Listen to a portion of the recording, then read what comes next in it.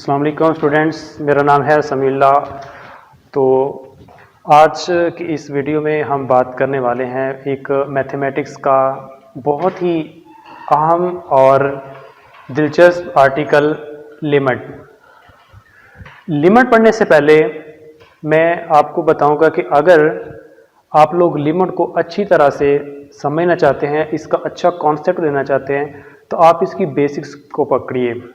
अगर आपकी बेस इसकी अच्छी है तो ये चीज़ आगे ले जाकर आपको बहुत काम देगी। आपको आने वाले टाइम में, आने वाली क्लासेस में इसका बहुत ज़्यादा यूज़ होता है। और अक्सर हमारे बच्चों के जो है ना, वो लिमिट के बारे में कॉन्सेप्ट नहीं बना होता।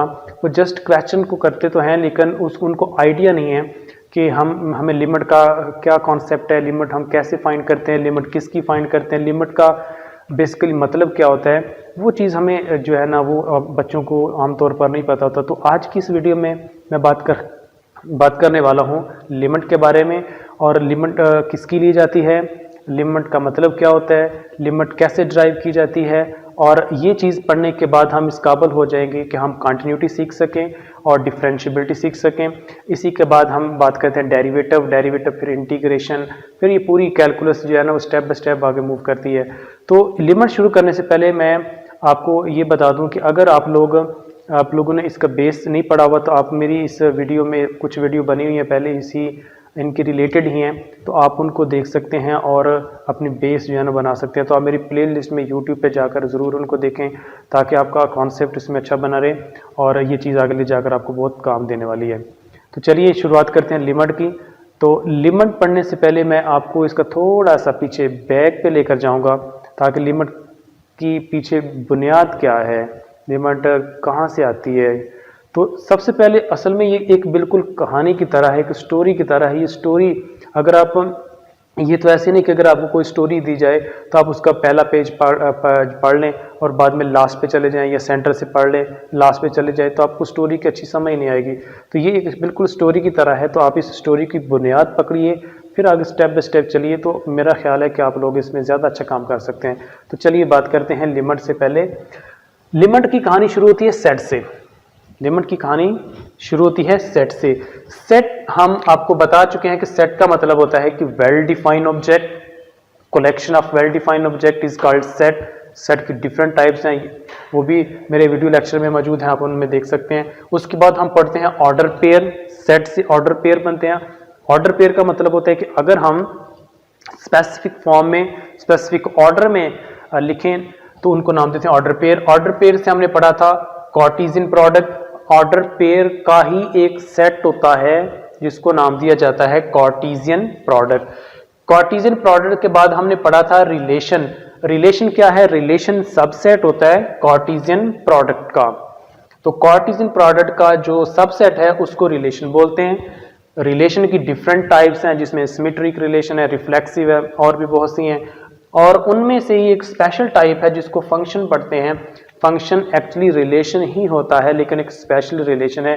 ये फंक्शन मैंने वीडियो बनाई थी, उस वीडियो लेक्चर में फंक्शन की पूरी डिटेल है, आप उसमें जो है ना वो भी देख सकते हैं लेक्चर, अगर आप फंक्शन के बारे में मज़ीद समझना चाहते हैं। फंक्शन के बाद हम पढ़ते हैं लिमिट। यहाँ तक हम पहुँच चुके हैं। फंक्शन के बाद हम पढ़ते हैं बच्चों लिमिट। लिमिट के बाद हम फिर कंटिन्यूटी, डिफरेंशियबिलिटी, फिर और भी आगे आते जाएंगे। ये मैं साथ साथ आपको बताता जाऊँगा। तो सबसे पहले ये क्वेश्चन पैदा होता है कि व्हाट इज लिमिट। लिमिट है क्या, limit of what, limit of what, limit किसकी ली जाए, लिमिट किसकी लेंगे। तो इसका आंसर ये है कि लिमिट ली जाएगी किसी फंक्शन की। एक मतलब है आंसर है किसी फंक्शन की। तो पहला क्वेश्चन तो यही पैदा होता है कि लिमिट ऑफ व्हाट, किसकी लिमिट ली जाए। लिमिट हमेशा ली जाएगी किसी फंक्शन की। तो मैंने आपको यहां पर बताया है कि फंक्शन से आगे हम लिमिट पढ़ते हैं। उसके बाद है कि व्हाट इज लिमिट। लिमिट है क्या, लिमिट है value of function very very close to some point. Function की एक वैल्यू है जो किसी पॉइंट के बहुत ही क्लोज होती है। Value of function very very close to some point, ये वो वैल्यू है फंक्शन की जो किसी पॉइंट के बिल्कुल क्लोज होती है। ये मैं अभी आपको इसकी एग्जांपल देता हूं। अब आगे ले जाकर हम पढ़ते हैं कि इसको हम लिखते कैसे हैं, इसको लिखने का क्या मेथड है। तो limit written as LIM limit x tending to a या x approaches to a f of x ये फंक्शन है और is equal to f of a. असल में एक जो भी आप में से कुछ इंग्लिश के जानकार हैं जो इंग्लिश को समझते हैं, तो टेंडिंग टू ए का ये अप्रोच का मतलब ये होता है कि एक्स जो है वो ए की तरफ जा रहा है लेकिन वो ए नहीं है।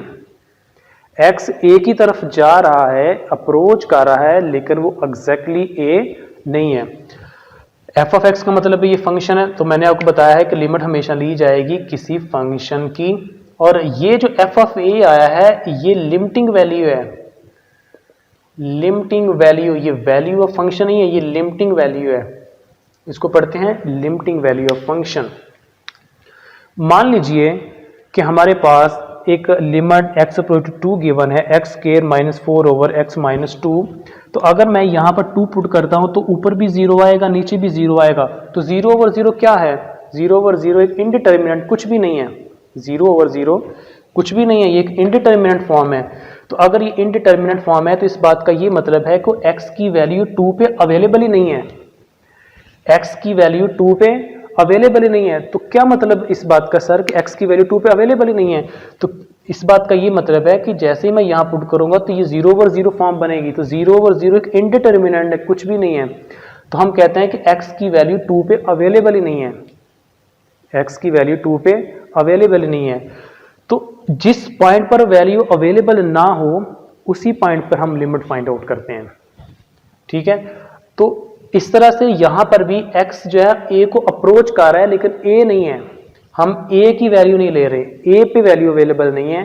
a के अलावा, a के जस्ट पहले या a के जस्ट बाद, मतलब कि मान लीजिए हमारे पास ये इन दोनों के दरमियान एक पॉइंट a है, तो a से जस्ट पहले और इस a से जस्ट बाद वाली जो वैल्यू है वो हम लिमिटिंग वैल्यू कहलाती है। तो ये वैल्यू फंक्शन नहीं है, ये एक लिमिटिंग वैल्यू है।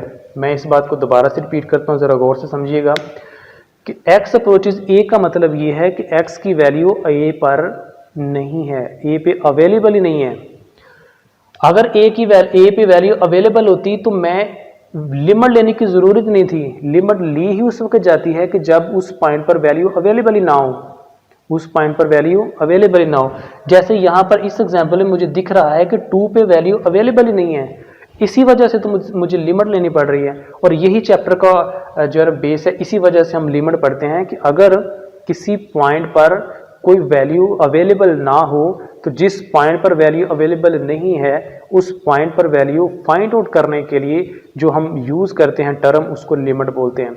एक्चुअली ये कहानी है ग्राफ के बारे में, पूरा कैलकुलस ग्राफ है, पूरा कैलकुलस ग्राफ है।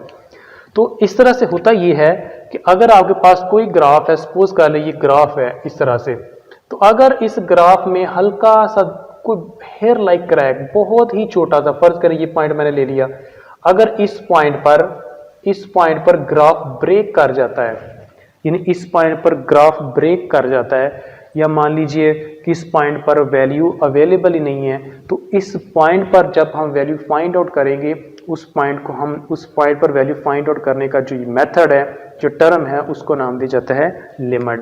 फॉर एग्जाम्पल एक ग्राफ है और ये इतना छोटा पॉइंट है जैसे बाल बराबर, हेयर लाइक क्रैक, यानी अगर किसी ग्राफ में हल्की फुल्की तोड़ फोड़ आ जाती है, अगर किसी ग्राफ में कोई मतलब कि हेयर लाइक बाल बराबर कोई दरार सी आ जाती है, तो उस दरार पे, उस पॉइंट पे वैल्यू अवेलेबल ना हो, उस पॉइंट पर वैल्यू फाइंड आउट करने का नाम ही लिमिट है। तो ये जैसे पूरी कहानी मैंने आपको बताई है ग्राफ पे चलती है, तो पूरे का पूरा कैलकुलस ही ग्राफ है। तो ठीक है, तो इस पॉइंट पर वैल्यू फाइंड आउट करना ही लिमिट कहलाता है।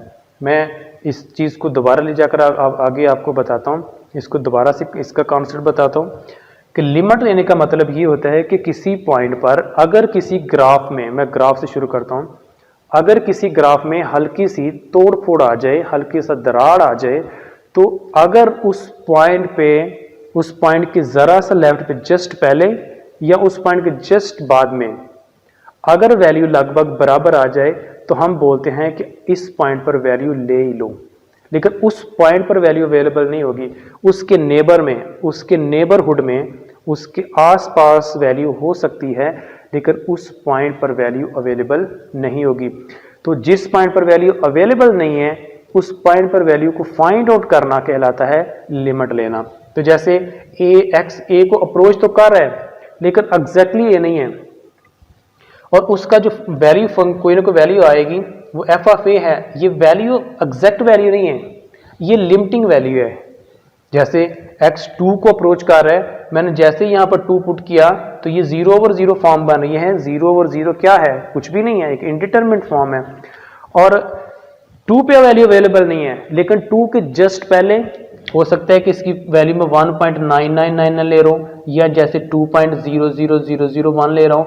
तो अगर इसकी यानी ये लेफ्ट साइड से अप्रोच कर रहा हूँ, जैसे ये ग्राफ है, अगर मैं लेफ्ट साइड से ग्राफ को अप्रोच करूं या राइट साइड से अप्रोच करूं, तो अगर इसकी और इसकी वैल्यू लगभग बराबर आ जाए तो मैं ये बोलूंगा कि आप इस पॉइंट पर, ये तो मैं बहुत बड़ा पॉइंट बना रहा हूं, तो इस पॉइंट पर हम बोल सकते हैं कि इस पॉइंट पर आप वैल्यू ले ही लो। और अगर इस पॉइंट पर वैल्यू ले लेते हैं तो इसी को हम बोलते हैं लिमिट लेना।